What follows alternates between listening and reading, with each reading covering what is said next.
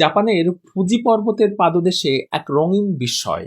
এ যেন গোলাপি মেঘের সমুদ্র ছড়িয়ে আছে মাটির বুকে। জায়গাটি শিবাজাকুরা পার্ক। এখানে চেরি ফুল নয়, মস্ক ফ্লক্স নামে এক বিশেষ ফুলে ঢেকে যায় পুরো ভূমি। গোলাপি, বেগুনি, সাদা আর লালের অসংখ্য ফুলে ভরে ওঠে প্রকৃতির এই জীবন্ত কার্পেট। দূর থেকে দেখলে মনে হয় ফুজি পর্বত যেন গোলাপি ঢেউয়ের উপরে বসে আছে। প্রতি বছর এপ্রিল থেকে মে এই 2 মাসে আয়োজন হয় বিখ্যাত ফুজি শিবাজাকুরা ফেস্টিভ্যাল। এই সময় এখানে ফোটে 8 লক্ষাধিক ফুল। চারপাশে থাকে সুরেলা বাতাস, ফুলের মিষ্টি গন্ধ আর পর্যটকদের আনন্দধ্বনি। ফুজি পর্বতের বরফ ঢাকা চূড়া আর নিচে এই ফুলের সমুদ্র। দৃশ্যটি এমন যেন পৃথিবী নিজের রঙে নিজেই মেতে উঠেছে।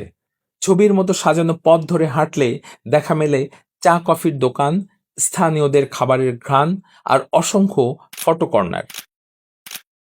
তাই এ পার্ক শুধু নান্দনিক নয়, এ এক অনুভব, এক শান্তি, এক জীবন্ত চিত্রকাব্য।